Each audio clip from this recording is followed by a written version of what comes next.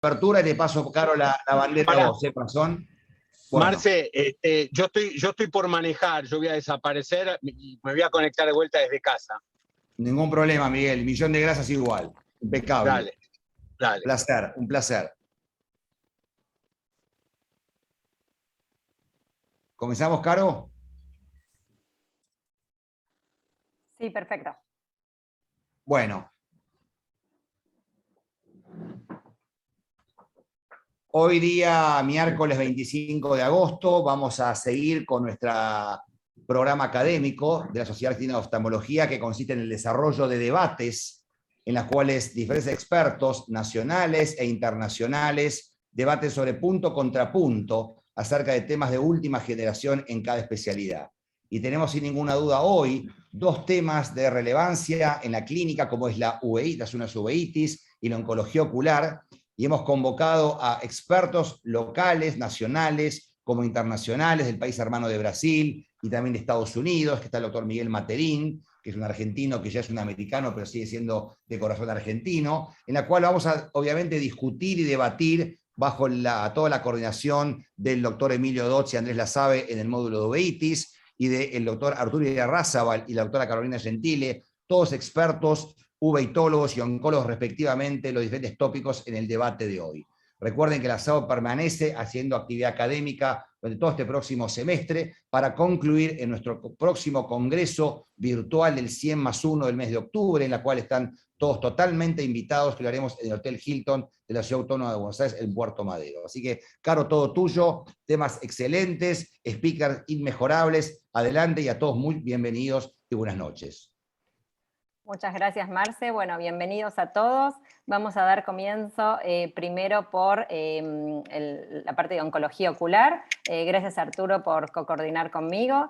Y vamos a hablar de dos tópicos. El primero va a ser de carcinoma escamoso de la superficie ocular y el segundo de la punción aspiración con aguja fina. En el primer tópico va a hablar la doctora Sonia Callejo. Ella es jefe del Centro Provincial de Oncología Ocular de la Universidad de Montreal y de la Universidad de McGill, y es presidente actual de la Sociedad Panamericana de Oncología Ocular. Y por otro lado, la doctora Melina Morales, ella es oftalmóloga, especialista en oncología ocular, es jefa del Servicio de Oncología Ocular de la Escuela Paulista de Medicina y actualmente vicepresidente de la Sociedad Panamericana de Oncología Ocular. Bueno, muchas gracias a ustedes para este primer tópico y les doy la palabra. Sonia. Gracias, Carolina. Un gusto estar con ustedes. Muchas gracias por haberme invitado y ver estas caras conocidas de hace mucho tiempo que no veía. Así que voy a empezar con mis slides. Ok. Bueno, yo voy a hablar del manejo quirúrgico de los tumores de conjuntiva.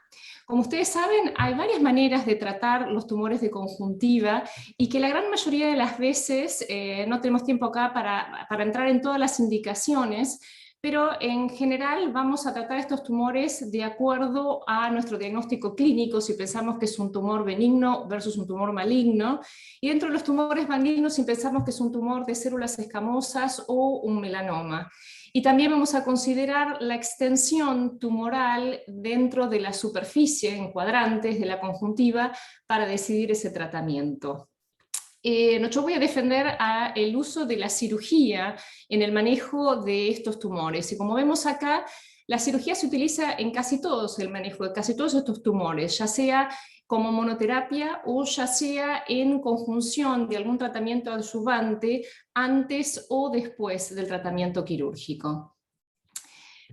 Por supuesto, si estamos pensando en el tratamiento de algún tipo de tumor benigno, la cirugía va a ser la manera de tratar estos tumores. Por ejemplo, un tumor en la carúncula, en la plica, un pequeño nevus que por alguna razón decidimos pasar de observarlo a tratarlo, o cualquier otro tumor benigno de la conjuntiva como un papiloma o un quiste epitelial, la cirugía sería el approach más apropiado en estos casos.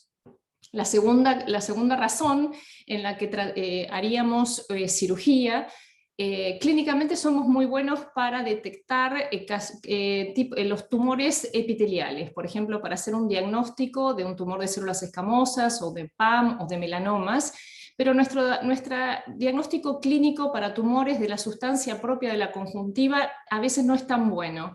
Estos tumores, por ejemplo, el linfoma, quizás es el que más clínicamente podemos reconocer como esta lesión asalmonada, que también necesita de una biopsia incisional para un diagnóstico histopatológico. Y como vemos acá, otros tumores que son un poco más difíciles de diagnosticar clínicamente, en la que la cirugía sería importante para este tipo de diagnóstico. En tercer lugar, en el que usaríamos la cirugía para el manejo de tumores conjuntivales y para el manejo de todas las lesiones melanocíticas de la conjuntiva, ya sea benignas o malignas. Siempre tratamos de evitar una biopsia incisional en todos los tumores melanocíticos, particularmente en los melanomas. Y importante es saber que clínicamente no podemos distinguir el PAM con atipia o sin atipia. En este caso, entonces, la cirugía y el diagnóstico histopatológico es importante. De la misma manera que después de analizar histopatológicamente el tumor, es la única manera de que podemos saber si, por ejemplo, tenemos un tumor invasivo. Y dentro de la cirugía para el tratamiento del tumor de células escamosas, en todos estos casos, por ejemplo, en estas fotos, sí sería la cirugía, yo la propondría como el método de tratamiento para todos estos tipos de tumores, cuando el tumor tiene, por ejemplo, hasta un cuadrante de extensión. Por ejemplo, en el caso, en la segunda foto, cuando los tumores son más extensivos, por ejemplo, en este caso 3 de 4 cuadrantes, comenzaría con una reducción de quimioterapia seguida siempre con un tratamiento quirúrgico. Y en este último caso, en el que vemos un tumor epitelial en la córnea, sin gran tumor en el limbo o en la conjuntiva vulvar, en este caso podríamos debatir si fuera un tratamiento de quimioterapia, que también es efectivo en este caso, pero si queremos al paciente evitarle meses de tratamiento tópico, este tumor también puede ser manejado muy fácilmente con una excisión quirúrgica, con tratamiento con alcohol en la superficie y excisión quirúrgica. O sea que también el tumor se puede también tratar quirúrgicamente. Importante nunca desestimar la importancia que es el diagnóstico histopatológico en los tumores de conjuntiva. Por ejemplo, en este caso vemos un tumor amelanótico, prácticamente casi melanótico, en el que quizás en el diagnóstico clínico podemos pensar en un tumor de células escamosas, pero termina siendo un melanoma amelanótico. O en estos otros dos tumores, que los vemos que son bastante pigmentados, y pensamos en tumores melanocíticos, pero la patología demostró que era un tumor de células escamosas pigmentado. O sea que me parece siempre importante saber qué tipo de tumor estamos tratando para recomendar los tratamientos adyuvantes y para saber el pronóstico para el paciente.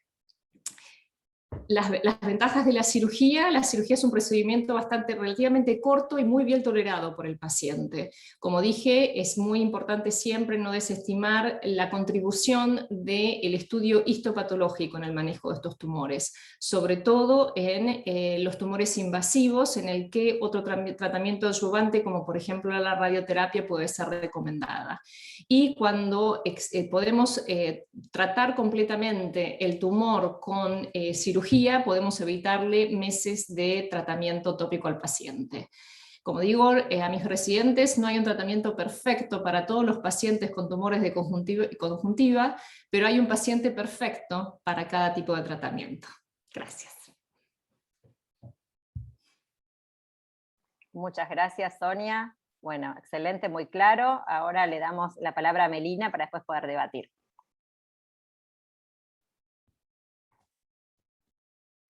Muchas gracias, Carolina. No puedo compartir pantalla todavía. Sonia, creo que tenés que dejar de compartir, ¿puede ser? Puede ser.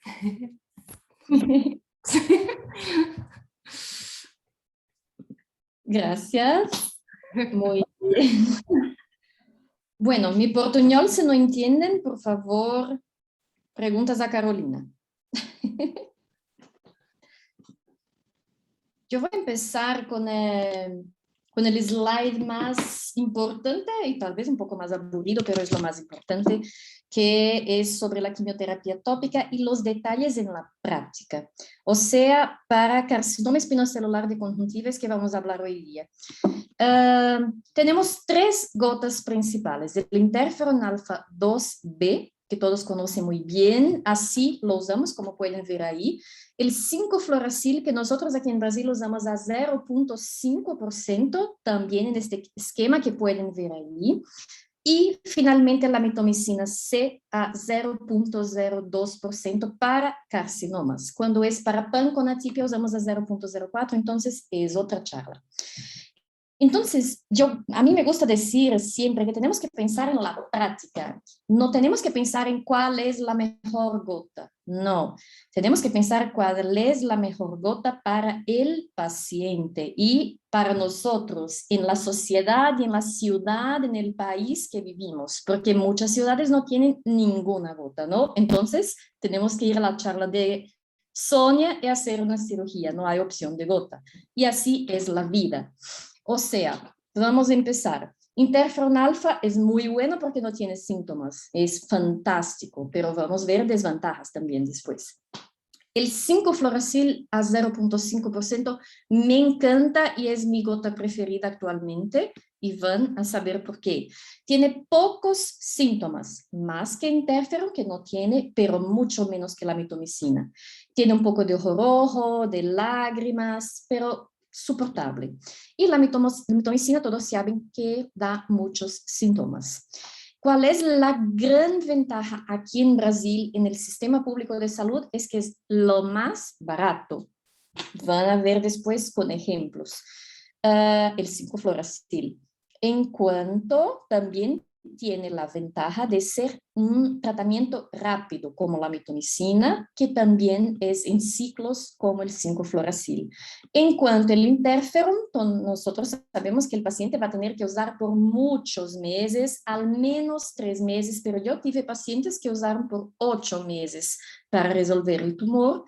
Y bueno, un mes hay que tener 3 frascos de colirio porque solo duran 10 días. Y el interferón tiene que estar en la refrigeradora.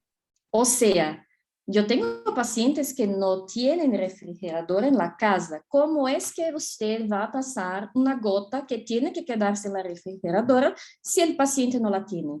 Hay que preguntarle esto. Hay que preguntarle otras cosas más también. El 5-fluoracil no tiene que quedarse en la refrigeradora, o sea, para un paciente que trabaja todo el día en la calle, bueno, es mejor para él, ¿no? Y otra cosa, es barato. Yo no sé cómo está ahí, pero aquí el real no está muy bueno para dólares. Mirando así, $13 parece poco, pero aquí no es poco. Está $13 el 5-fluoracil. En cuanto al interferón, tenemos 2 sitios aquí en São Paulo que lo venden. Uno lo vende a $50 y el otro a $13 también.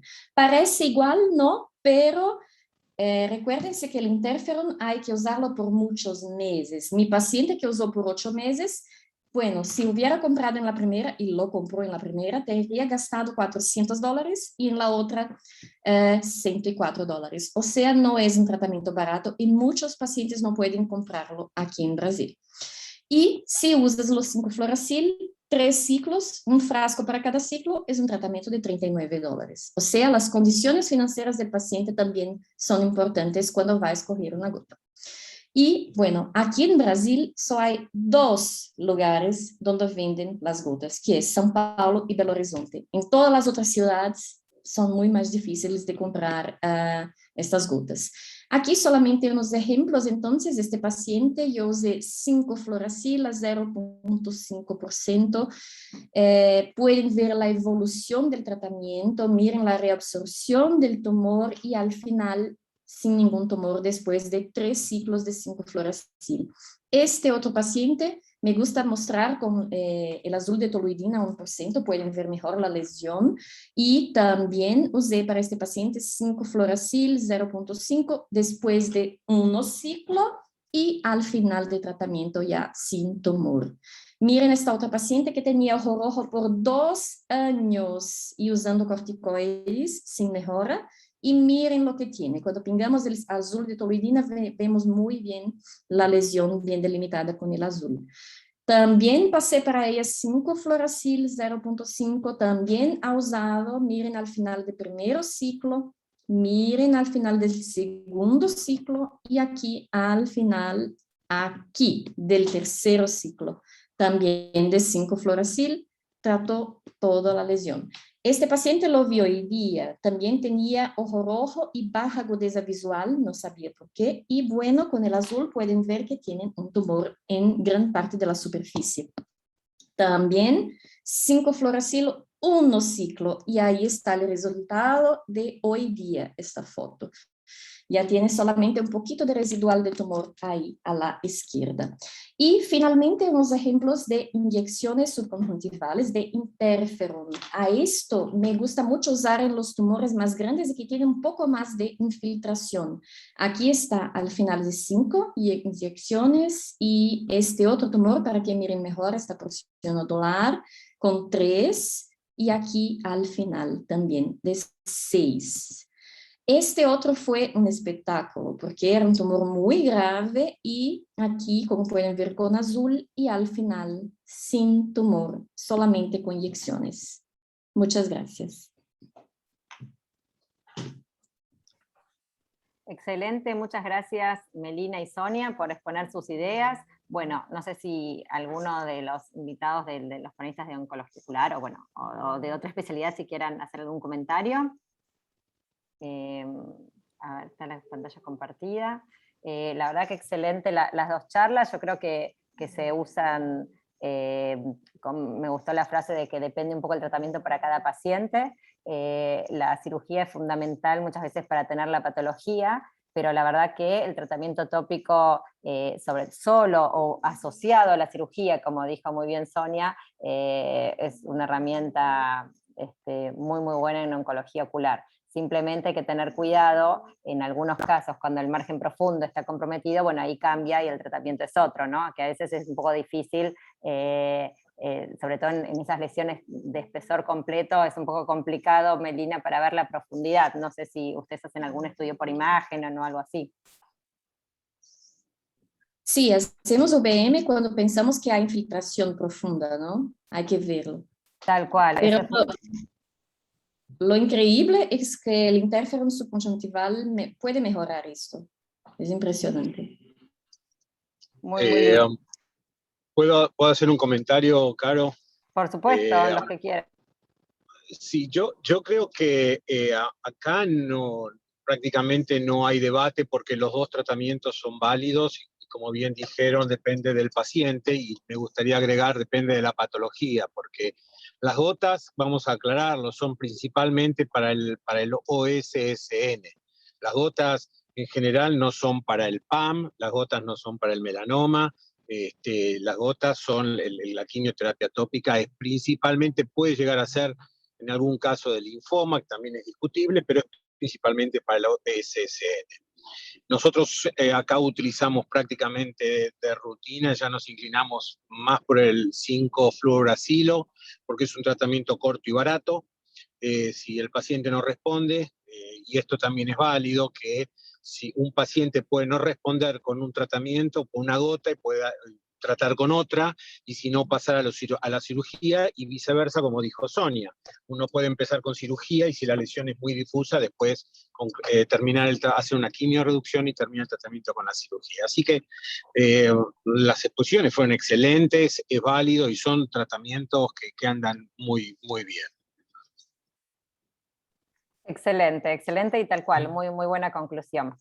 Sí. Creo que no queda nada por agregar porque la verdad que se dijo todo, pero tengan en cuenta, acá el interferón es bastante barato. Entonces, si yo tengo un paciente confiable, el cual creo que va a cumplir los controles y que va a ponerse 4 veces por día, suelo darle interferón, ya sea como quimioreducción o como tratamiento completo, según cómo responda.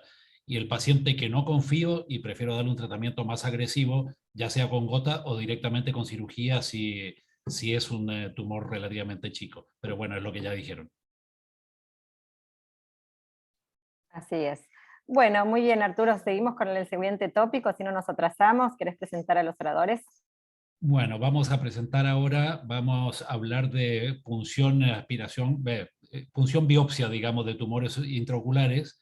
Los pros y los contras van a presentar el doctor Miguel Materín y Pablo Casón. Miguel Materín se formó acá en Argentina, en el Hospital Santa Lucía inicialmente, después estuvo varios años trabajando con nosotros en consultorios oftalmológicos. Ahí de alguna forma lo convencimos que haga oncología ocular. Se fue al Wills Eye Hospital, donde estuvo varios años trabajando, se formó en serio ahí en oncología con los Shields. Después migró a Yale, donde fue jefe en la Universidad del Servicio de Oncología Ocular de la Universidad de Yale, y de ahí ahora pasó a Duke, que ya van varios años también en Duke. O sea, se terminó convirtiendo en uno de los oncólogos de referencia. Somos grandes exportadores de oncólogos, como pueden ser Sonia y Miguel. Yo soy importado. Miguel va a hablar de las biopsias, las ventajas de las biopsias, y después va a hablar Pablo Casón de cuáles son los problemas que tenemos en Argentina con la biopsia. Pablo Casón se formó en el Hospital Durán, después también está trabajando ya hace bastantes años, por lo menos unos 15 años con nosotros, es socio nuestro, especializado primero en retina.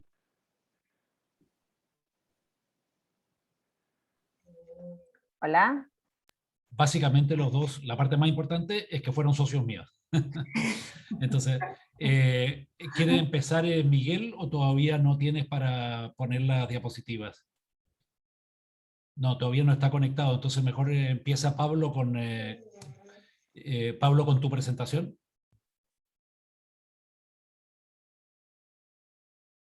Pablo, ¿me oyes? ¿Voy ahora? Perfecto. Dale, empezamos. Ahora sí. Comparto pantalla. Muy bien. Miguel, primero presenta a Pablo y después presentas vos. Voy. Bueno, muy bien. El tema que me toca a mí aquí, y gracias por la invitación a la sociedad, Carolina, Arturo, un placer estar con ustedes, es las dificultades que tenemos en Argentina para la punción aspiración con aguja fina.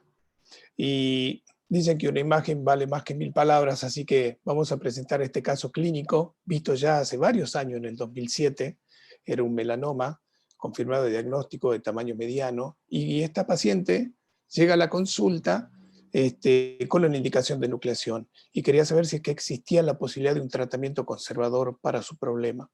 Le explicamos que era factible por las medidas que tenía, le explicamos los riesgos que tenían locales y sistémicos si es que optaba por elegía este tipo de tratamiento, y la paciente accedió a realizarlo. En ese entonces, año 2007, realizamos esta técnica de tratamiento con braquiterapia.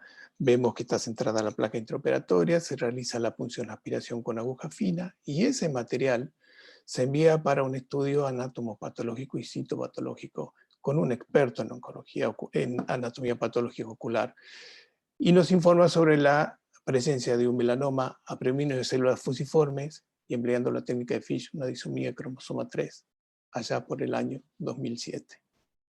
Seguimos a esta paciente durante varios años, y vimos la evolución excelente que tuvo a nivel local, a nivel sistémico, y no tenía tampoco extensión extraescleral.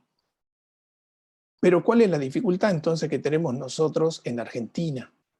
Creo que estos dos casos que le voy a mostrar van a ser bastante gráficos.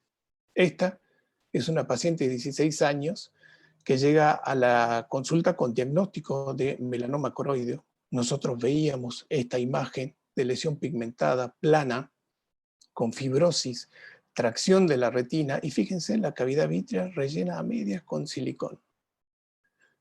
El diagnóstico había sido realizado por punción aspiración biopsia, por punción aspiración con aguja fina. Este era el informe anatomopatológico de esa muestra, y en ella refiere el anatomopatólogo citología positiva para células neoplásicas pigmentadas. Y en la nota estima necesaria y adecuada correlación clínico-imagenológica con este informe citopatológico. Bueno, era menor de edad la paciente, hablamos con la madre y pedimos imágenes previas, a ver si que existían. 4 meses antes, la imagen era esta de la lesión. La paciente nunca tuvo disminución de agudeza visual. Y si vemos con detalle, créanme, acá había algunos pequeños puntitos, parecían drusen, había una ligera hipopigmentación por fuera. era una lesión melanocítica pequeña. El único método complementario que tenía era una retinofluoresceínografía, no le habían hecho nunca una ecografía. Y le decimos, pero esta es la imagen que había previo a la punción. No, tenemos una anterior, bien 2 años antes, exactamente igual la lesión. No tenía volumen, los márgenes eran iguales. Entonces dijimos, bueno, esto no se trataba de un melanoma, porque evidentemente no evidenció crecimiento en todo este tiempo. Este era el mejor ojo de esta paciente. En el otro ojo, en el ojo contralateral, desarrollaba focos de corioretinitis por toxoplasmosis a repetición y nunca tuvo baja de visión. Solucionamos este problema con una cirugía. Se realizó una vitrectomía, peeling de las membranas epiretinales, extracción de la hialoide posterior. Y así fue el control. Y fíjense, 2 años después, tuvo la misma agudeza visual, mejor agudeza visual, digamos 9/10 de cuentadedos. La lesión nunca creció. Y a partir de ahí la pudimos controlar con ecografía. Tampoco creció en su espesor. Es decir que se iba a realizar un tratamiento para este nevus de coroides con una placa, o sea, un tratamiento con braquiterapia. No era necesario. Este otro caso es de un paciente de 19 años. Tenía diagnóstico presuntivo de metástasis y de melanoma melanótico, metástasis coroidea. Le hicieron todo un screening, resonancia magnética de cerebro, tórax, abdomen, pelvis, PET, todo negativo. Viendo los resultados negativos de estos estudios, indican una biopsia por punción aspiración con aguja fina. Y este era el fondo de ojo que nos llega a nosotros en ese momento. Había una lesión melanótica o hipopigmentada posterior, hemorragias en la superficie, una solución de continuidad en la retina, fibrosis subretinal a nivel de mácula y un desprendimiento de retina con PVR inferior. Veamos qué pasó con esa muestra que se envió. Y este era el informe anatomopatológico. Celularidad melanofágica con células sospechosas de neoplasia. Bueno, nos dicen la nota correlacionada con estudios por imágenes. Pedimos los estudios que tenían previamente a esta biopsia. Y esta era la imagen. Esta lesión rosada, para que la vean si están viendo oftalmólogos generales, con estos parches blanquecinos, como si fuese metaplasia del epitelio pigmentario, con estos bordes pigmentados como si fuera una hiperplasia del epitelio pigmentario. Existía en realidad una fibrosis submacular. Y esta imagen,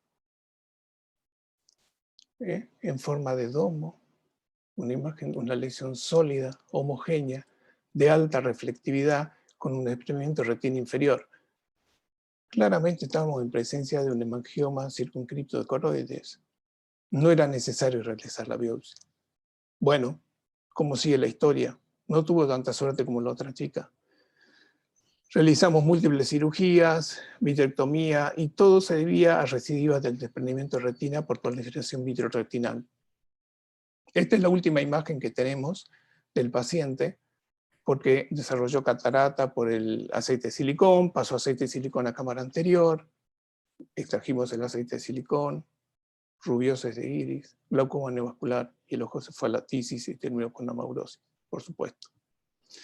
Así que como conclusión, creo que un dato importante que tenemos es este, que la mayoría de los diagnósticos los vamos a realizar los tumores intraoculares con clínica e imágenes o métodos no invasivos. En nuestro caso, la verdad que la necesidad de una biopsia para el diagnóstico es un bajo porcentaje, muy bajo. Por ejemplo, lo empleamos en este paciente que tenía esta lesión anaranjada, vascularizada, mejor dicho, asalmonada a nivel del iris, y se trataba de, por estudio histoquímico, tomamos una biopsia y se trató de un linfoma, que como dato curioso tenía solamente localización a nivel ocular, luego realizado el PET.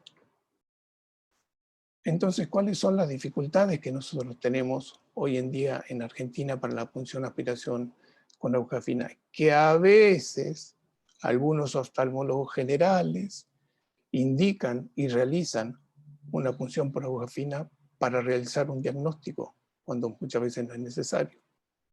Y en ocasiones llega ese material a algún anatomopatólogo que no ha estado entrenado para interpretar esa muestra citológica que se ha enviado.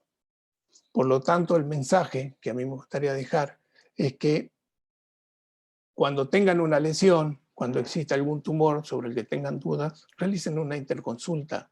Hay muchas maneras de acercarnos hoy en día, de compartir y evitar ocasionar un daño a un paciente que quizás simplemente con una foto y una ecografía podamos llegar a un diagnóstico con un método para nada invasivo. Muchas gracias por la invitación.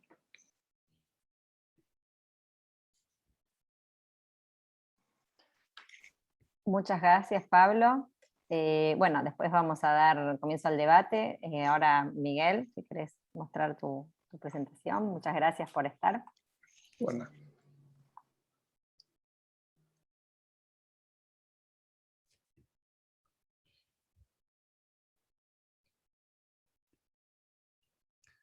Bueno, muchas gracias y bueno, el debate siempre es bueno porque uno aprende sobre lo que está en desacuerdo más que lo que uno está de acuerdo. Así que yo quiero resaltar algo que dijo Pablo y que me parece que también se aplica para los tumores de conjuntiva y es, por ejemplo, en los tumores de conjuntiva, tratar de evitar por todos los medios una biopsia por incisión, una incisión biopsia. Cuando uno hace un tratamiento, excepto que sea un linfoma grande, una lesión linfoide grande, pero si no, no hacer de un PAM o de un melanoma o inclusive de un OSCN una punción incisional.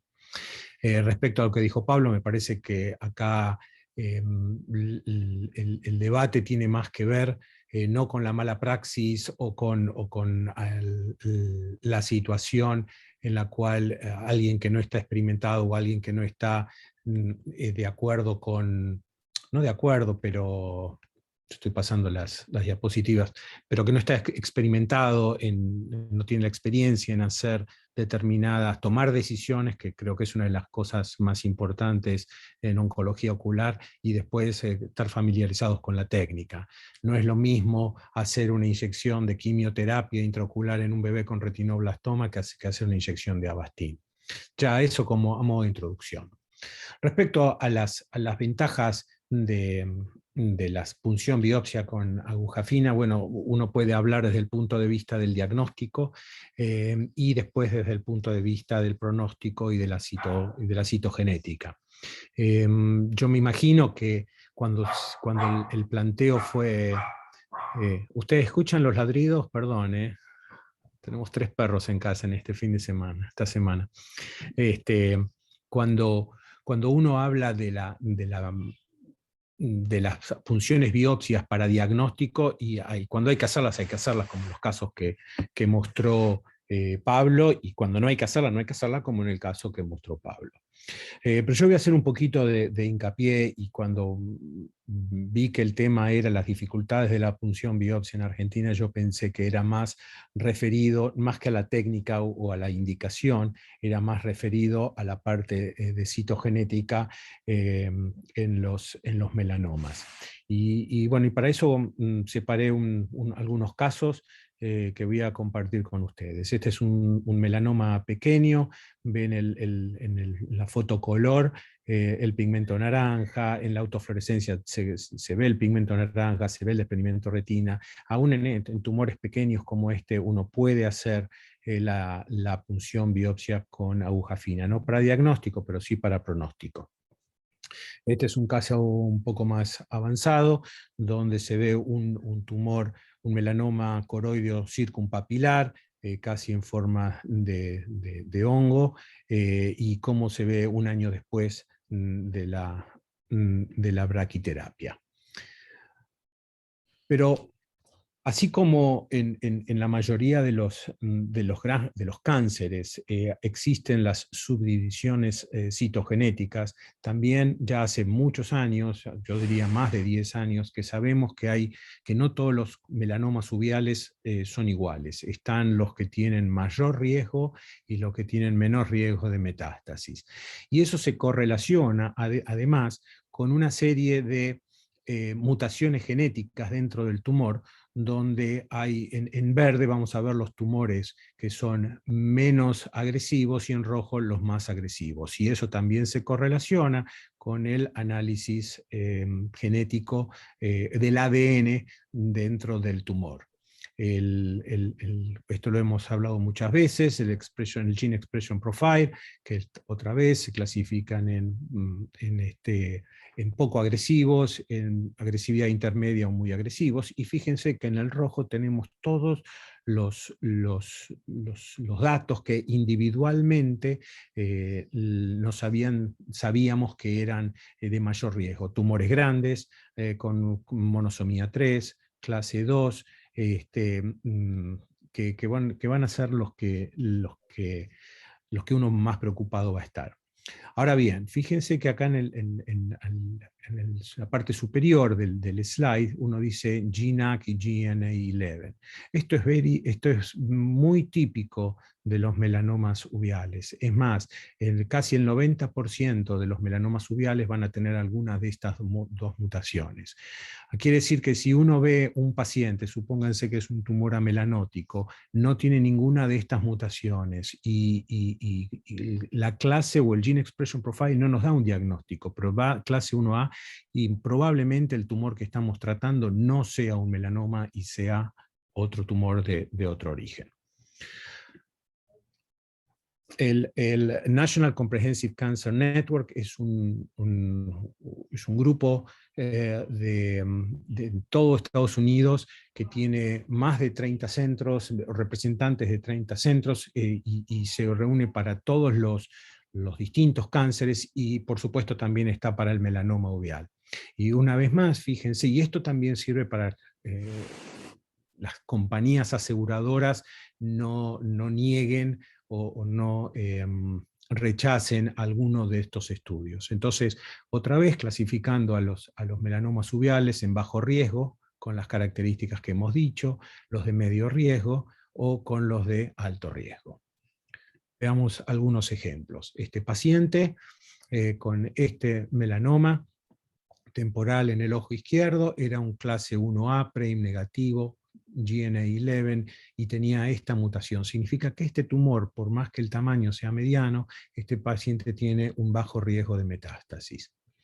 Este paciente también es de bajo riesgo, clase 1A, PRAME negativo, GNA11, SF3B1, significa que esta mutación ya es un poquito más agresiva que la anterior, pero sigue siendo un tumor de bajo riesgo. Este ya es un paciente con riesgo intermedio, con un tumor un poco más grande, clase 1B, PRAME negativo, y el SF3B1, que también es la mutación que da el riesgo intermedio. Y acá ya vamos dentro de los que son el clase 2, que son de BAP1, que tiene esta mutación que es la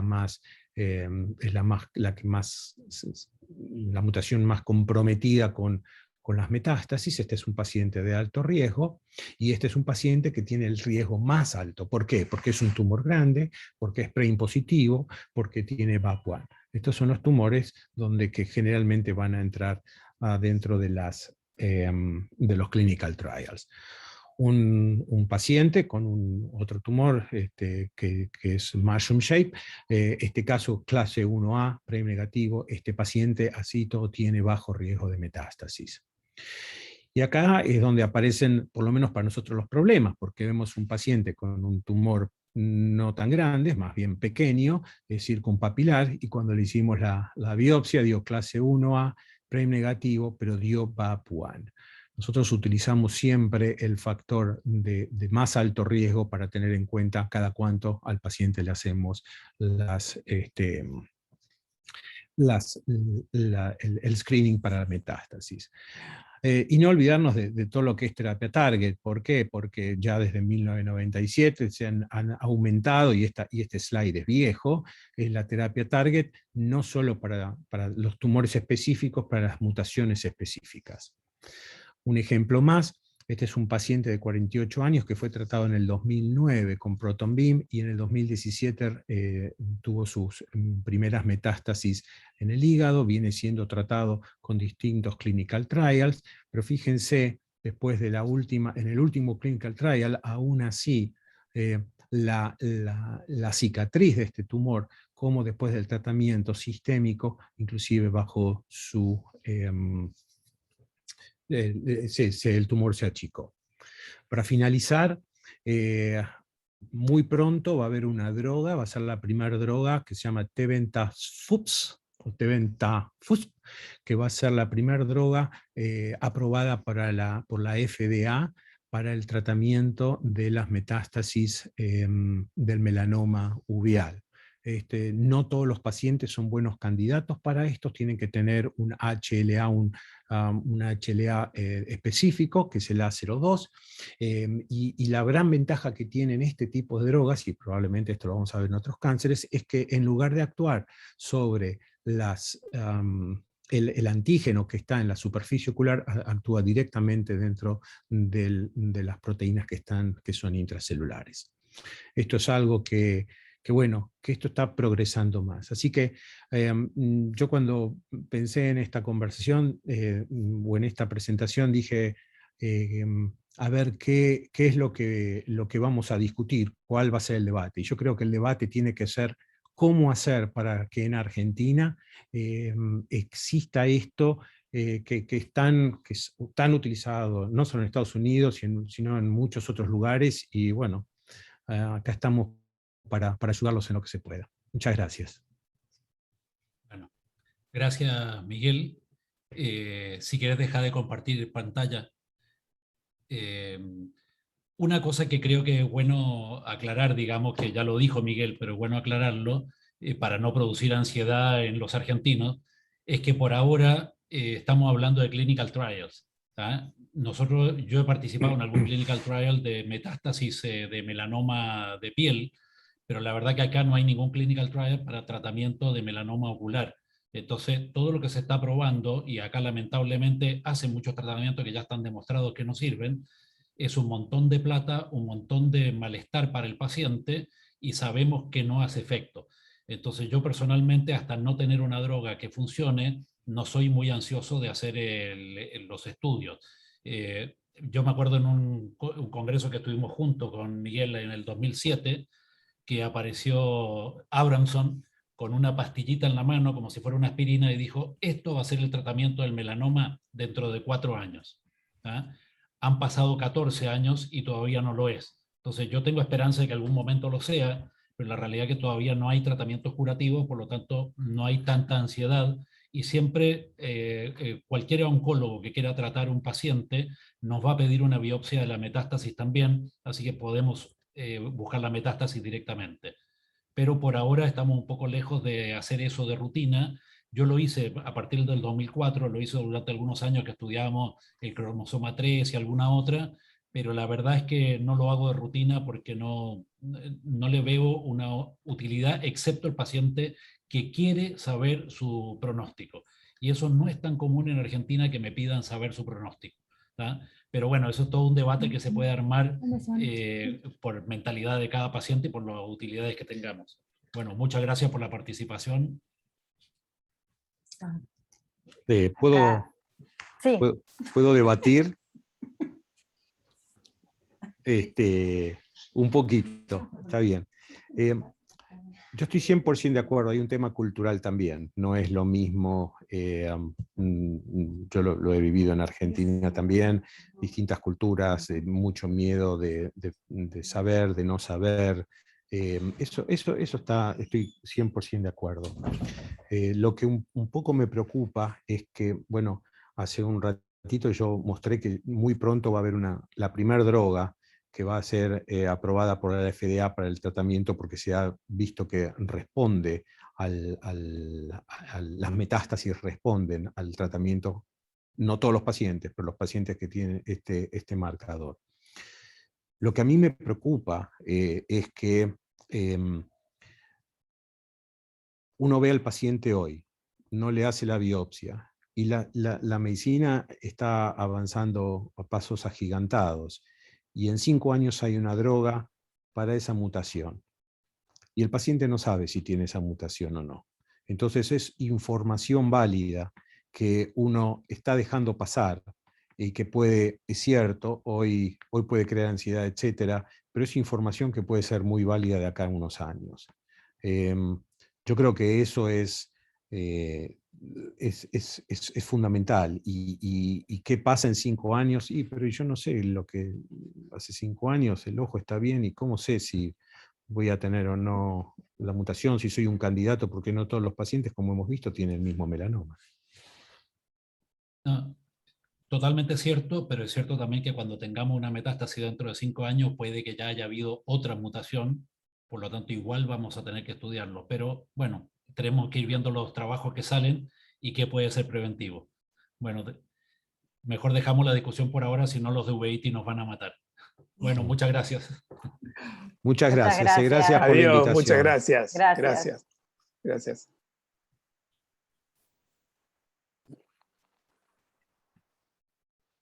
Bueno, muchas gracias a todos por participar. Obviamente que este tema da para mucho más, pero por cuestión de tiempo vamos a cortar acá y le vamos a dar la palabra a la sección uveitis, que ya fueron presentados el doctor Emilio Dodds y el doctor Andrés Lasabe, que son los que van a coordinar este debate. Muchas gracias por participar. Bueno, gracias Carolina, y arrancamos con esto. Nosotros con Andrés elegimos 2 temas, uno de diagnóstico y otro de tratamiento, y en el de diagnóstico optamos por estudios de imágenes en uveitis, y siempre tenemos la angiografía convencional y hoy día también tenemos la angiografía de campo amplio, y ver cuáles son las ventajas, indicaciones de uno y otro. Así que por un lado, la doctora Soledad Ormaechea, que siempre dice que vio su primer paciente de uveitis conmigo, así que por ahí es culpa mía que hago uveitis, o le gustó demasiado. Y después, como es inquieta, entonces hizo un fellowship en el Hospital de Clínicas, en el Hospital Universitario Austral y en California. Y hoy está, por suerte, radicada en Resistencia, donde compartimos muchos pacientes, y bueno, es de una gran ayuda. Gracias. Gracias por la invitación. Para mí es un honor que me hayan invitado a hablar. Quedó un poco alta la vara después de la charla de los oncólogos, pero bueno, vamos a tratar con Marce de pelear mucho, como dijo Emilio, que peleemos y a ver quién gana la batalla.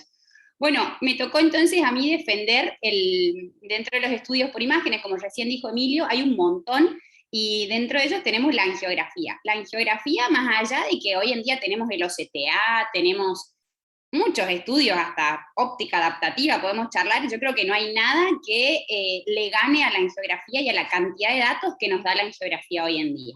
Entonces, yo voy a defender un poquito la angiografía convencional, que la seguimos utilizando. La angiografía en sí, ambas, tanto la convencional como la de campo amplio, nos sirven para poder hacer diagnóstico de enfermedades retinales, coroideas, vasculitis, para poder ver cómo está el nervio óptico, para poder ver la presencia de edema macular, que muchas veces ni con el OCT lo puedo ver, para ver neovascularizaciones, cambios en el epitelio pigmentario de la retina, desprendimientos de retina seroso, y esto es algo muy importante. La angio muchas veces nos sirve para ver cuando tenemos ausencia de signos en el fondo de ojos, en el OCT, es de muchísima ayuda. Por eso, más allá de todos los estudios nuevos que tenemos hoy en día, yo personalmente no la cambio por nada la angiografía. Entonces a mí me pareció práctico poder discutirlo a través de casos clínicos. Fíjense, esta mujer que está ante un estadio agudo de una enfermedad de Boco Llanegrada con un cuadro clásico, y lo que vemos ahí es una angiografía convencional en la cual se ven los primeros estadios de la angiografía, es alteración en el llenado coroideo. A medida que avanzan los tiempos angiográficos, se van viendo los puntos hiperfluorescentes, los pinpoints, que después coalescen y forman este pooling de fluoresceína que se ve hermoso, se ve con una definición impecable en esta paciente. Después, demostrando en los estadios finales la presencia también de papilitis y de esos desprendimientos de retina serosos tabicados y bien separados. Y fíjense la diferencia de una paciente con la misma enfermedad en el mismo estadio en una angiografía de campo amplio. Fíjense que en las primeras imágenes se puede ver una leve alteración del llenado coroideo, pero no se ve como la veíamos recién en la angiografía convencional. En los tiempos medios se pueden ver algunos de los pinpoints, pero tampoco se ven con la definición que recién los veíamos, y el pooling de fluoresceína central se ve levemente también. Entonces, en este caso yo me quedaría con la angiografía convencional sin lugar a dudas. Y fíjense que en este caso, la parte más periférica o la parte de campo amplio no me estaría aportando mucho. Y fíjense en esta imagen, que si bien es una fotografía a color del fondo de ojo, la gran diferencia que se ve con mi paciente de arriba y de abajo, ambas están ante la presencia, digamos, de un estadio agudo de una enfermedad de Bocoya negrada, donde tienen múltiples desprendimientos de retina seroso, que en la imagen que vemos arriba hasta puede llegar a pasar inadvertida. Si uno no presta mucha atención o lo que sea, quizá no veo nada, se ven algunas alteraciones en el reflejo, sin embargo en la imagen de abajo se ve que claramente hay algo en esa retina. Y si vamos al OCT, fíjense que ambas presentan los desprendimientos de retina serosos, uno un poco más tabicado que el otro, pero quería que vean la diferencia entre una imagen y otra.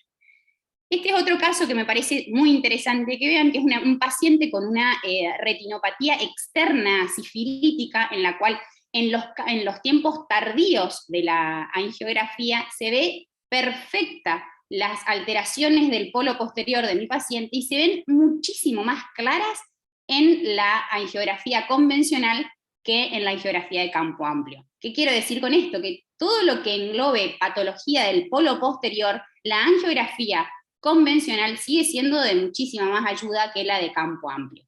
Pero como no soy tan mala, también voy a dar el brazo a torcer y les quería mostrar este caso que me pareció interesante. Este es un paciente que tiene una vasculitis idiopática y se ve perfecto esa difusión perivascular del colorante con la papilitis que permanece o perdura en tiempos tardíos y que posterior al tratamiento mejora notablemente. Pero en realidad en este paciente yo no sé qué está pasando en la parte periférica de su retina, que en este caso sería algo en contra de la angio convencional. Y este es un paciente que hace poquito lo vi acá en Chaco, que venía tratado con gotitas por 2 años, que no mejoraba, y cuando lo veo algunas células en segmento anterior, veo células en vitro y le pido la angiografía, la paciente tiene una uveitis intermedia, y fíjense que si yo me quedaba con una angiografía de campo convencional, en la cual no me mostraban este campo periférico del paciente, no me daba cuenta toda esta vasculitis que presentaba mi paciente. Entonces, en este caso sí sería de mucha ayuda, digamos, una angiografía de campo amplio. Entonces, ¿qué veo de positivo yo en la angiografía convencional? Tiene muchísima mayor definición para todo lo que es polo posterior. Yo creo que eso no es algo que podamos discutir o no, es claramente mejor en todo lo que es patología del polo posterior. Tenemos mucha mayor disponibilidad, porque la realidad es que en la mayoría de los centros todavía quedan retinógrafos de los convencionales, y es lo que más se ve. Lo que sí tenemos que saber es que muchas veces, si tenemos acceso a la angiografía convencional, puede ser suficiente con eso, no necesariamente necesita una de campo amplio, excepto en algunas patologías, y por supuesto es muchísimo más económico. Hoy hablaban, cuando arrancaron del dólar y demás, acá es casi imposible comprar un angiógrafo de campo amplio, sin embargo, se podría llegar a acceder de una manera un poquitito más fácil a una convencional. Y como puntos negativos, lo que tengo para decir es que la convencional tiene un campo pequeño, entonces no me permite ver la parte periférica, entonces en aquellos casos con vasculitis o isquemias periféricas no me va a ser de ayuda mi angiografía convencional, excepto que tenga un técnico muy adiestrado, que no siempre pasa eso, y me saque fotos en todos los cuadrantes, y después yo con mucho tiempo disponible tengo que armar esa fotografía, es decir, necesito un técnico adiestrado, necesito tiempo para después juntar las imágenes. Entonces, en ese caso, serían las cosas negativas que yo veo en la angio convencional. Pero me sigo quedando con la convencional, pero debo admitir que me gusta mucho la de campo amplio. Así que bueno, muchas gracias. Bueno, gracias, Sole. Y vamos a pasar a la presentación de Marcela García, que forma parte de la sección de uveitis del Hospital Italiano, y ella va a presentar acerca de la angiografía de campo amplio. Gracias, Marcela. Estás muteada, Marcela. Ahí estamos, buenas tardes. Muchas gracias por la invitación a la SAO y a los coordinadores. Y bueno, la idea es que hablemos de, bueno, defender un poquito la angiofluoresceína de campo amplio. Contamos actualmente en el servicio con un equipo Spectralis que nos permite evaluar hasta 102 grados y extensión, digamos, por medio del operador y la colaboración del paciente. Y existen también algunos equipos que nos permiten llegar a visualizar 200 grados, como es el Optos el California de Optos, o el Clarus de 6, del cual, perdón, quiero pasar la imagen, no tenemos en este caso disponible en Argentina. Las imágenes de ultracampo amplio van a estar definidas porque nos permiten capturar la anatomía retinal anterior a las venas vorticosas simultáneamente en 4 cuadrantes. Y la idea es que definamos la utilidad. Obviamente, las imágenes o las patologías que nos comprometan el polo posterior quizás no van a hacernos requerir este tipo de imágenes, y sí nos vamos a orientar hacia patología vitreoretinal o coroidea que comprometa la periferia, o que quizás en las imágenes de fondo de ojo no permiten visualizarlos, pero haya alguna sospecha de vasculitis retinal, uveitis intermedia o uveitis posterior comprometiendo periferia. Fíjense, por ejemplo, en este caso, un paciente trasplantado con una retinitis por citomegalovirus, en el cual en el anillo pueden ver el área de 75 grados que nos llegaría a alcanzar una angiografía convencional. Fíjense que podemos controlar objetivamente todas las áreas de retinitis y su extensión. También podemos ver las áreas de cierre capilar y de tinción de la pared vascular y filtraciones paravasculares, y a su vez nos permite evaluar las lesiones, sobre todo periféricas, piensen también en necrosis retinales agudas, y cómo responden o no al tratamiento en forma, digamos, fácil, rápida y simultánea. También en cuadros como este, una paciente de 41 años con una uveitis posterior, una coroiditis multifocal, que comprometió predominantemente la periferia del ojo derecho, y con él podemos evaluar la extensión y la cantidad de imágenes y su grado de actividad o inactividad. También nos es útil en las planitis para evaluar el compromiso que puede observarse a nivel periférico. Fíjense, estas son imágenes de 55 grados que, gracias a la doctora Chaleóloga, doctora Pozzoni, que siempre se molestan en buscarnos las lesiones periféricas, llegamos a ver algo de esa filtración en tiempos tardíos, si nos deja la vitreitis, pero fíjense, comparando un mismo paciente, una angiografía convencional de 55 grados y una de campo ultra amplio, cómo podemos observar la periflebitis en esta uveitis intermedia. Ahí vemos la tinción de la pared vascular y la filtración perivascular asociada.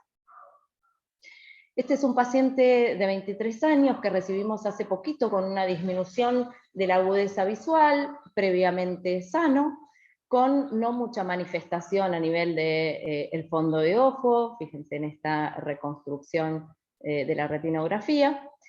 En la angiografía convencional, algún patrón muy sutil de hipofluorescencia temprana y un moteado hiperfluorescente. Lo mismo en la de 55 grados, y si vamos a la de campo amplio, podemos evaluar estas áreas de filtración a nivel de los vasos de tercer orden, ¿sí? Y su filtración en tiempos tardíos. Entonces, las vasculitis retinales, aquí otro ejemplo de una paciente con una vasculitis idiopática, y cómo podemos evaluar la extensión de las lesiones y obviamente cómo responden o no al tratamiento. Algunos autores se tomaron el trabajo de evaluar y comparar las imágenes de campo amplio con las imágenes de montaje, y en general encontraron una mayor visualización de patología vascular retinal periférica con los angiógrafos de campo amplio. Acá Nicholson no especifica si esto impactó en la clínica o en la modificación de tratamiento. Lo que sí hizo Leder, que es comparar en este caso el grado de actividad que encontramos en las angiografías de campo amplio respecto del examen con angiofluoresceína convencional, y si esto repercutía en la intención de tratamiento o el cambio en el tratamiento de estos pacientes, y sí encontraron una diferencia estadísticamente significativa respecto de la angiografía de campo amplio versus la convencional. En el ARADA, bueno, ¿qué pasa a nivel periférico? Kim y otros autores evalúan la periferia, que antes obviamente no estábamos acostumbrados a evaluar en este tipo de pacientes, encontrando patrones de hiperfluorescencia moteadas y algunas áreas de filtración. Encuentra Kim en alrededor de un 46% de los pacientes.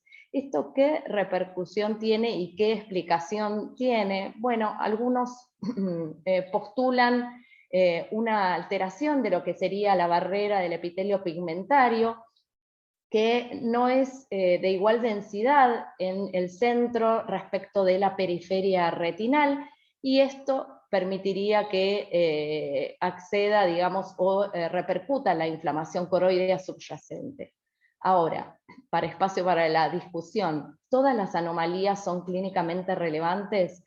En el servicio nos preguntamos también si pasa esto, porque vemos alteraciones que quizás no tengan ninguna repercusión inflamatoria en la clínica. Y se han encontrado bandas moteadas hiperfluorescentes, hiperfluorescencia en esmerilado o hiperfluorescencias granulares, e incluso alteraciones vasculares como microaneurismas o filtraciones tardías sutiles que no tienen alguna relevancia clínica en esos pacientes.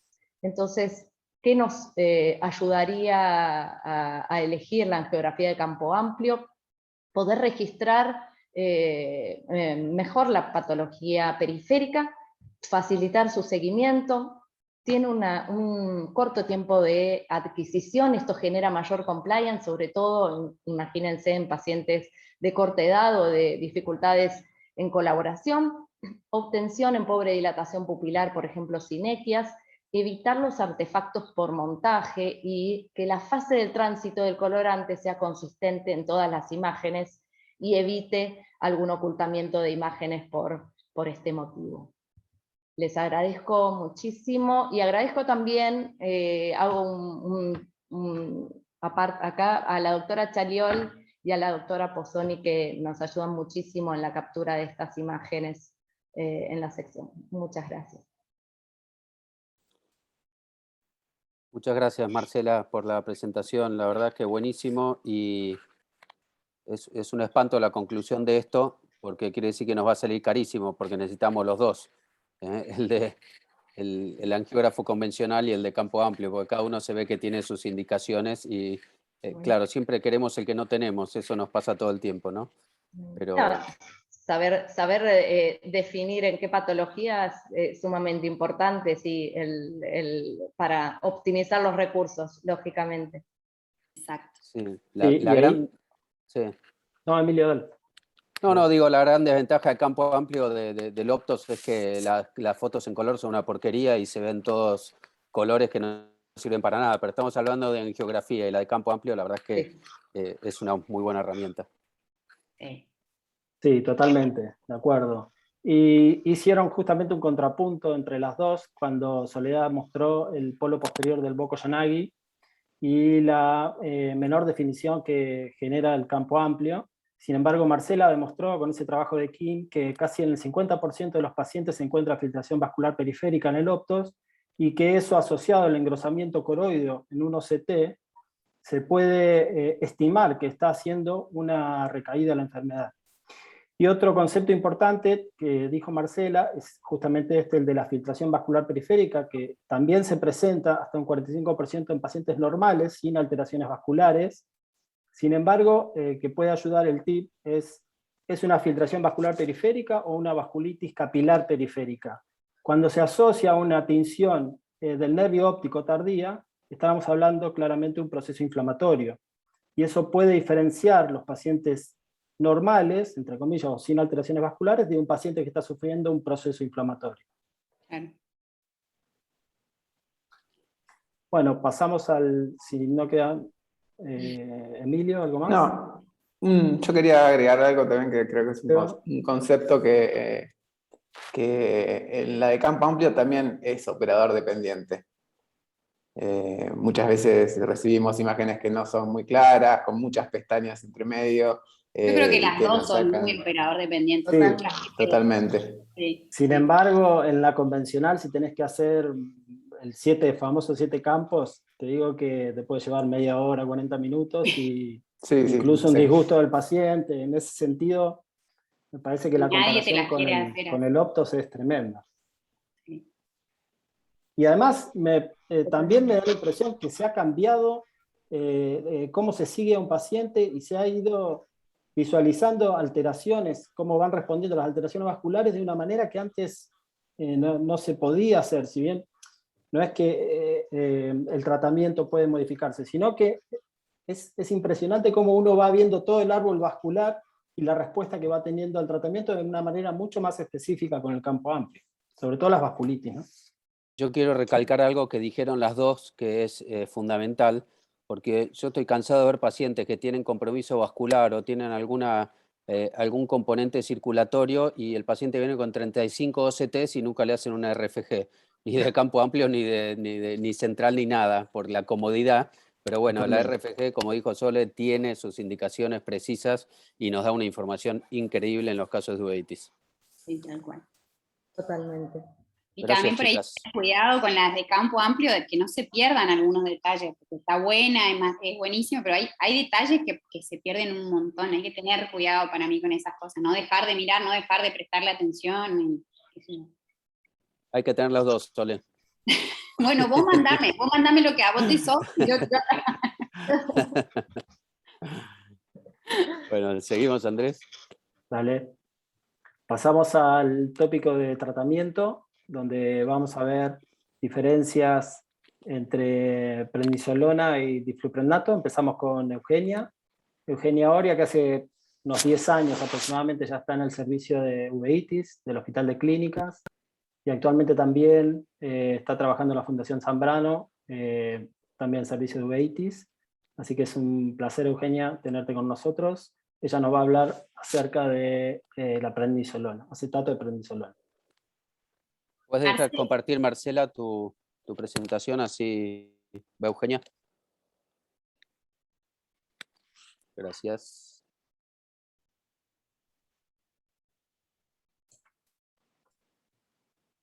Bueno, buenas tardes, buenas noches en realidad. Muchas gracias por la invitación. Como dijo Sole, es un honor hablar acá. Yo les voy a hablar del tratamiento tópico en las uveitis, principalmente del acetato de prednisolona, y compararlo un poquito con el difluprednato. Bueno, el acetato de prednisolona lo conocemos todos, lo usamos todos, y por muchísimos años fue el gold standard indiscutido para el tratamiento de la inflamación ocular. Ninguna droga logró acercarse, igualar o superar la eficacia de la prednisolona, hasta que hace algunos años apareció el difluprednato, que es un derivado de la prednisolona, pero que tiene ciertos cambios en la estructura molecular que ponen a la prednisolona en cierta desventaja, ¿sí?, al comparar una droga con la otra. ¿Por qué en desventaja? Porque la prednisolona tiene menor afinidad a los receptores de glucocorticoides, entonces eso hace que tenga un efecto antiinflamatorio un poco más débil que el difluprednato, porque tiene una menor penetración tisular, y eso hace que no llegue tan bien a todas las estructuras o a todos los tejidos del ojo, y porque tiene menor biodisponibilidad, ya que es una suspensión. ¿Qué quiere decir que es una suspensión? Que hay que agitar la droga cada vez que hay que colocársela, y que la concentración de droga no siempre, o sea, tiene menor biodisponibilidad porque la concentración de droga no es uniforme en cada gota y en cada aplicación. Y eso lo diferencia el difluprednato porque el difluprednato, al ser una emulsión, tiene una concentración mucho más uniforme en cada aplicación. Bueno, vamos a hablar un poco de qué hay publicado sobre esto. Desde que salió el difluprednato se hicieron varios estudios, ¿sí?, que comparan una droga con la otra. Estudios que defiendan la prednisolona muy actuales no hay, porque es una droga muy antigua, ¿sí? Se usa hace muchísimo tiempo en todo el mundo, pero sí se hicieron, a partir de la aparición del difluprednato, estos estudios comparativos. ¿Y qué es lo que muestran? Acá, bueno, muestro uno de los primeros estudios que se hizo, es un estudio de Foster, que compara ambas drogas, y lo que se concluye en este estudio y en muchos otros, ¿sí?, es que el difluprednato, si nos basamos en la mejoría de la inflamación, el difluprednato tiene la misma eficacia para combatir la inflamación, pero con menos dosis. O sea, mientras a un paciente le tratamos la inflamación con difluprednato con 4 aplicaciones diarias, con la prednisolona necesitamos para la misma efectividad antiinflamatoria por lo menos 8 aplicaciones diarias, o sea, el doble de aplicaciones. ¿Sí? Así le podemos decir a Seba que se vaya a su casa, ¿no? Porque... Estoy hablando bien del difluprednato. Claro. No te voy a atacar, pero ¿qué pasa? Gracias, Seba, por haber venido. Está haciendo fácil. Listo. Pero ¿qué pasa? Todos estos estudios, lo que pasa es que no hay estudios que defiendan a la prednisolona frente al difluprednato. Todos estos estudios siempre lo defienden el difluprednato, pero ¿qué es lo que pasa? Hay que mirar la letra chica, hay que mirar un poco más. Si nosotros nos ponemos a ver estos estudios, como la prednisolona tiene menos afinidad por los receptores de glucocorticoides, aumenta mucho menos la presión intraocular. Justamente el aumento de presión intraocular es el efecto adverso que más nos asusta con este tipo de drogas. Y lo que se concluye en definitiva es que tenemos el mismo efecto antiinflamatorio, pero tenemos más riesgo de aumento de presión intraocular. Si nos fijamos, todos los estudios comparativos, en los grupos de difluprednato, la presión intraocular es mayor que en los grupos de prednisolona. Pasamos, ahí está. Bueno, además, ¿qué pasa con la bibliografía que hay con respecto al difluprednato? No hay estudios que demuestren el efecto a largo plazo de esta droga, ¿sí? Todos tenemos algún paciente con uveitis crónica que tenemos con alguna gotita de prednisolona, que no le queremos sacar la gota porque vuelve a activar. No se sabe qué pasa porque todos los estudios hablan de 15 días de tratamiento, de 2 a 3 meses de tratamiento, pero no sabemos qué es lo que pasa en tratamientos más prolongados con difluprednato. Por otro lado, cuando tenemos pacientes, perdón, vuelvo para atrás. Ahí está. Por otro lado, cuando tenemos pacientes con una inflamación severa, por ejemplo, un paciente con uveitis que se opera de cataratas y al día siguiente tiene fibrina, tiene más de 3 células de inflamación, ¿sí? ¿Qué hacemos con el difluprednato? Porque la dosis que se recomienda es de 4 veces por día. ¿Hay experiencia sobre cuánto se pone difluprednato en esos casos? O sea, ¿qué perfil de seguridad tenemos dando difluprednato, por ejemplo, cada 1 hora? ¿O alguno se anima a tratar ese tipo de inflamación con solo 4 gotas por día? No hay publicados estudios que nos muestren qué perfil de seguridad tiene la droga en este tipo de casos. En cambio, con la prednisolona nosotros sabemos que podemos hacer cargas de prednisolona, podemos darlo cada 1 hora durante 1 semana y tenemos mucha más experiencia con esta droga con respecto a su eficacia antiinflamatoria y el perfil de seguridad.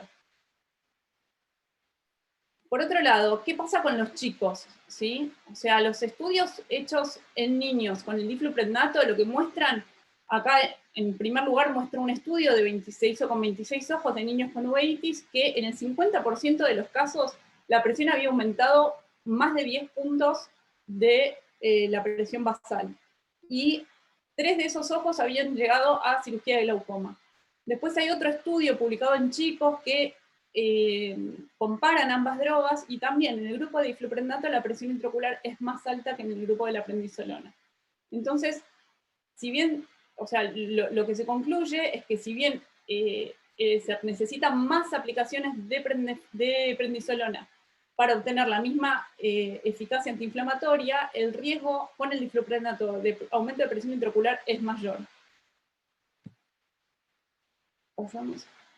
Bueno, con respecto a la penetración tisular, dijimos que la prednisolona tiene menor penetración tisular y sí es real, sabemos que el difluprednato llega bien a la mácula, hay estudios que lo muestran, pero no subestimemos a la prednisolona, por lo menos en mi caso o en mi propia experiencia he utilizado prednisolona y acá tengo justamente un ejemplo de un caso clínico de un paciente operado de cataratas con edema macular que simplemente con la aplicación de prednisolona, sí obviamente en alta frecuencia, fue cada 1 hora, pero en 1 semana resolvió el edema macular.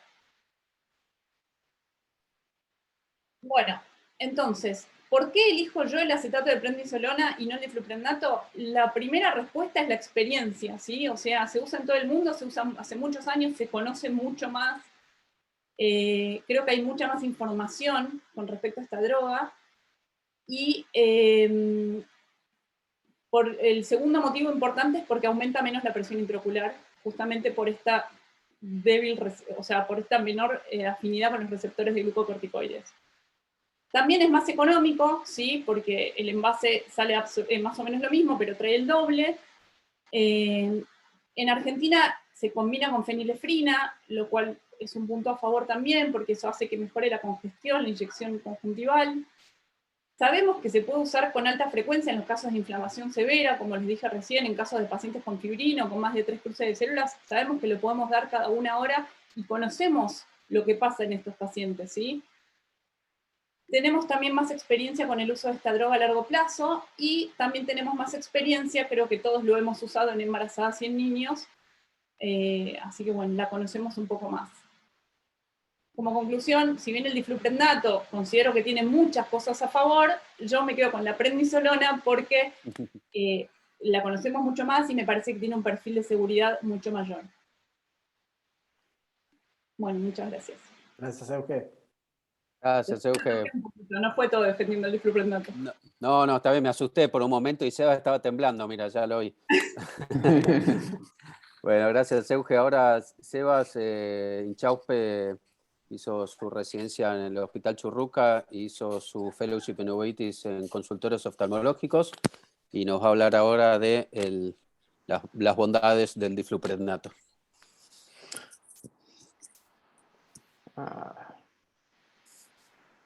Bueno, ahí están viendo la pantalla. Sí. Perfecto. Bueno, un poco Eugenia me la hizo un poco más fácil para defender el difluprednato, que era lo que me había tocado en esta charla. Creo que la bibliografía depende del difluprednato hace 10 años, porque no hay estudios comparativos a favor de la prednisolona, lo quiero aclarar. Totalmente. No, y además creo que es un buen tópico que, bueno, agradecer a los coordinadores y creo que es un buen tópico que eligieron. ¿Por qué? Por la situación que estamos viviendo acá en Argentina, que la prednisolona que solemos usar está en falta hace un par de meses y sabemos que esa marca de prednisolona no es igual o no es tan efectiva, por lo menos en la práctica diaria, que las otras marcas. Entonces está bueno revisar un poco este tema y ver un poco las bondades del difluprednato que no estamos tan acostumbrados a veces en usar. No tengo ningún conflicto de interés en las drogas ni en las marcas, y como ya había dicho Eugenia, bueno, es un derivado sintético muy potente porque tiene fluorado los carbonos 6 y 9. Se originó primero para uso dermatológico en Japón y recién en el 2008 se aprueba por la FDA en Estados Unidos para el tratamiento del dolor y la inflamación postquirúrgica. Ahí estamos. Se vio que el receptor de los glucocorticoides tiene 56 veces más afinidad por el metabolito activo del difluprednato que la prednisolona. Esto le da una mayor potencia. Además, es el único corticoide ocular formulado en emulsión. ¿Qué significa esto? Que es hidrofóbico, se disuelve en gota de aceite y le da mayor biodisponibilidad. Además, hace que la molécula sea mucho más estable.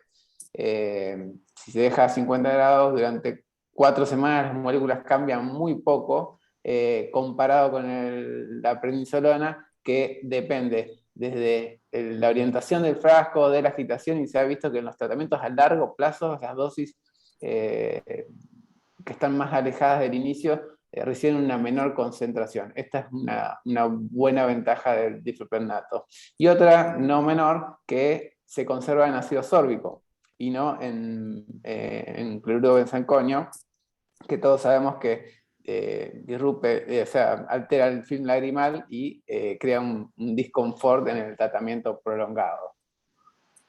Como dijo Eugenia, Foster realizó en el 2007 y 2008 un estudio multicéntrico de fase 3. Más tarde Shepard diseña presenta el mismo diseño de estudio multicéntrico de fase 3 en el 2010, donde comparan el difluprednato versus la prednisolona. ¿Pero qué es lo que comparan? Comparan la utilización del difluprednato 4 veces por día. Esto sale de un estudio que se había hecho previo del difluprednato comparado con la betametasona que no se usaba en Estados Unidos, y se comparó que a esa dosis de 4 veces por día en tratamientos de uveitis era mejor que la betametasona, que era el corticoide más potente que te tenían en ese momento. Más tarde, en el 2017, agrupan estos dos trabajos que se hicieron multicéntricos, están diseñados exactamente iguales. El difluprednato se coloca 4 veces por día y la prednisolona 8 veces por día durante los primeros 14 días en pacientes que tenían uveitis anterior endógena, mayores de 2 años, eran los criterios de inclusión, pero no tenían que haber tenido alteraciones en la presión ocular, ni ser respondedores a corticoides, ni tratados con inmunomoduladores. ¿Qué es lo interesante, bueno, de este pool que armaron entre estos dos estudios multicéntricos? Es que el pool fue de 200 pacientes, 106 para el difluprednato y 94 para la prednisolona, y ya en esta etapa se vio algo que favorece a la eficacia del difluprednato, es que tuvieron que abandonar 13 pacientes versus un paciente del grupo del difluprednato por falta de eficacia, o sea, porque dentro de las primeras semanas no controlaba la inflamación la prednisolona, el acetato de prednisolona. Entonces, eso ya es algo a favor del difluprednato. También se vio que numéricamente la cantidad de células durante todos los días del estudio fue mejor para el difluprednato, sobre todo en el día 21, donde el 71% de los pacientes no tenía inflamación directamente, y el 81,9% tenía menos de una cruz de células de inflamación. En cuanto a los efectos adversos que nombraba Eugenia, y que es lo que más controversial a veces, el 25% de los pacientes que usaron el difluprednato tuvieron efectos adversos relevantes y relacionados con la droga. La mayor incidencia de estos efectos adversos fue el aumento de la presión ocular y la queratitis puntiforme. El aumento de la presión intraocular fue mayor para el difluprednato en todos los días de seguimiento de estos estudios, pero sobre todo fue significativamente mayor, estadísticamente significativa, el día 3 y el día 28. Esto, así como si vemos los números, bueno, nos asusta un poco, pero en realidad fueron 12 pacientes que aumentaron la presión más de 21 milímetros de mercurio o más de 10 milímetros de la base, y todos fueron tratados con gotitas o solamente observados. No hubo ningún caso de efecto adverso grave en estos pacientes. Así que en eficacia nos da una eficacia no menor que el acetato de prednisolona, y en perfil de seguridad también nos da un perfil de seguridad bastante adecuado como para utilizarlo. Además de todas estas bondades que les acabo de nombrar, hay un trabajo muy bueno de Karin Lauger que toma 27 pacientes, son 35 ojos, con edema macular cistoideo secundario a uveitis de diferentes tipos, panuveitis y uveitis anteriores, y donde se observa que el edema macular tuvo resolución completa en el 44% de los pacientes a los 30 días de tratamiento, y mejoraron la filtración de la fluoresceína 7 de 8 ojos. Así que en algunos casos se lo combinó con con AINES tópicos también. Esa es otra bondad del difluprednato y otra opción terapéutica. Entonces, como conclusión, vemos que es un potente corticoide tópico, tenemos mayor penetración, mejor biodisponibilidad, un metabolismo rápido, gran eficacia, tiene baja incidencia de efectos adversos, no es inferior que el acetato de prednisolona, el perfil de seguridad es un buen perfil de seguridad, y algo no menor creo que es la dosificación menos frecuente, porque esto lleva a una mejor adhesión al tratamiento. La presentación en emulsión también es algo muy favorable, ya que lo hace más tolerable y menos variable la concentración que se utiliza a lo largo del tratamiento. No tenemos que decirle al paciente que agite 40 veces el tarrito, que lo deje de tal forma conservado, y es una opción aceptable para el tratamiento del edema macular cistoideo en uveitis. Algo que creo que a veces no nos damos cuenta y es importante es el tema de la dosificación. La dosificación que sea menos frecuente hace que el paciente tenga que visitar menos al médico, que se adhiera más al tratamiento, que tiene un menor costo y menor problemas para el paciente, para la familia del paciente y para los médicos también. Bueno, muchas gracias y queda el debate abierto. Muchas gracias, Sebas. Gracias, Euge, por todo esto. Sí, lo cierto que es lo que está pasando en el mercado ahora, que voy a decir los nombres, el Prendefrin Forte no está más, entonces tenemos que utilizar las otras alternativas que en la práctica sabemos que no se le acercan tampoco al Prendefrin Forte. Las suspensiones tienen distinto tamaño en las partículas, entonces hay variaciones entre el gold standard, que como dijo Euge es el Prendefrin Forte, y las otras alternativas.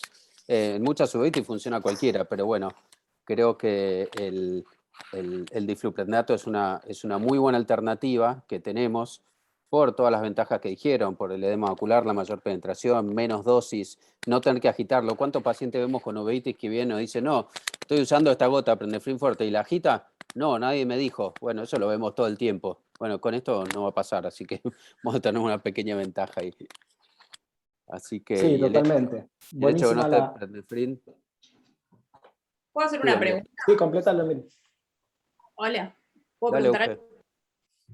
Un poco lo que pregunté en la clase, se lo quiero preguntar a ustedes, a ver si tienen experiencia ya que ahora no tenemos el Prendefrin Forte. O sea, yo he usado difluprednato con tratamiento de edema macular y me parece que sí es real que tienes mayor penetración, pero en esos pacientes muy inflamados, o sea, viste que siempre dicen cada 4 veces por día el difluprednato, o sea, ¿alguien tiene experiencia en darlo más veces? O sea, ¿cómo hacen para tratar esos pacientes ultra inflamados si tuvieran solo difluprednato? ¿Alguien tiene experiencia? Ahí, como creo que fue Seba, me parece, presentó el trabajo de no inferioridad con Prendefrin Forte. Y lo que pasa es que la vida media del medicamento tiene la ventaja de que puedas darlo con el mismo efecto terapéutico a dosis mayores.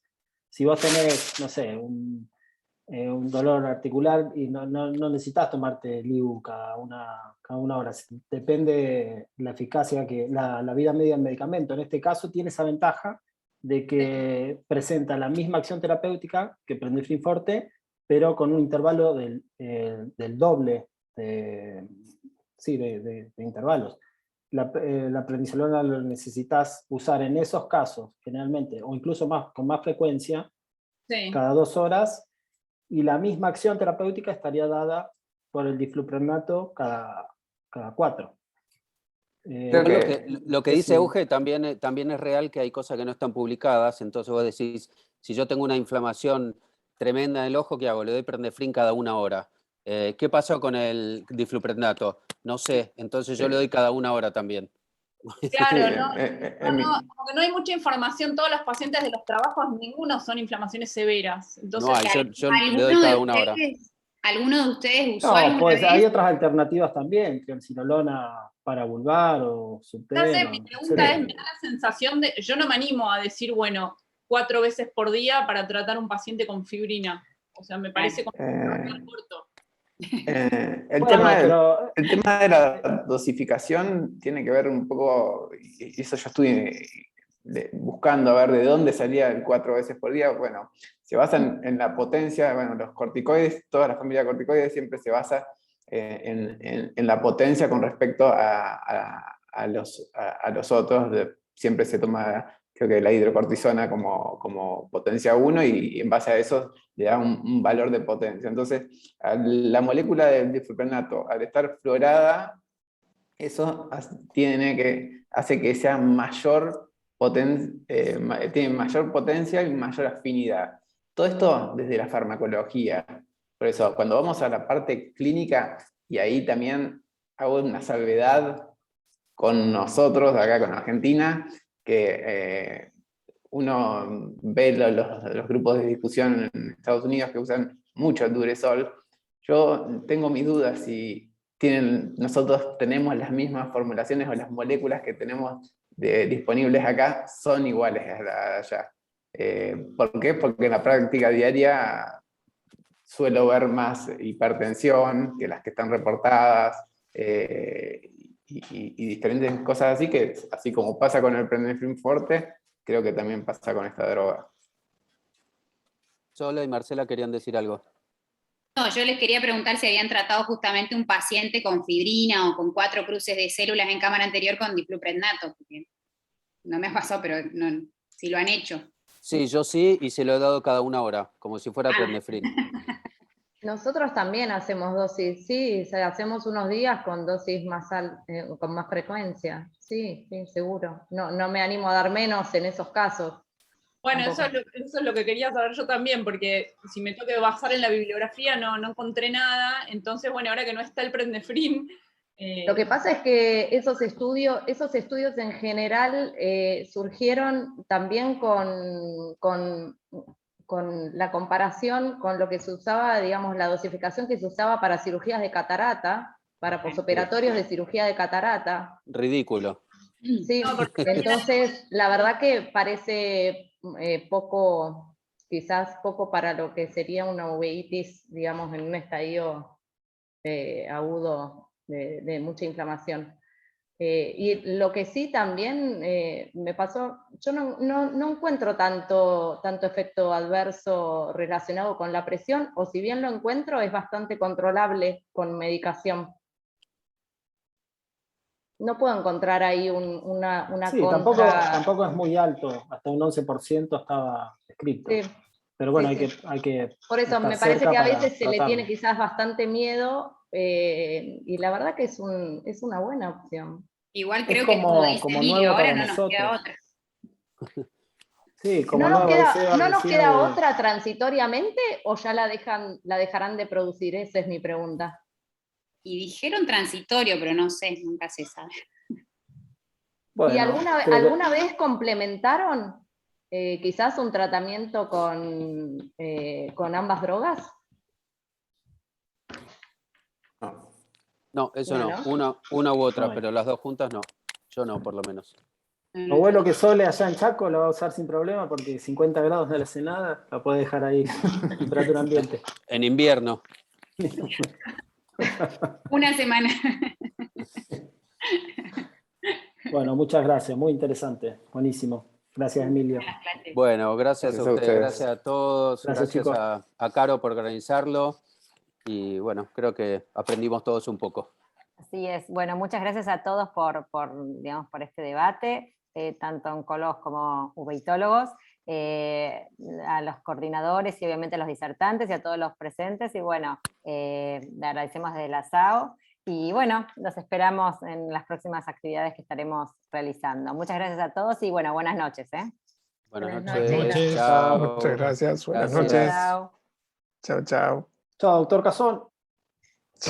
Chao, Andrés. Chao, chao.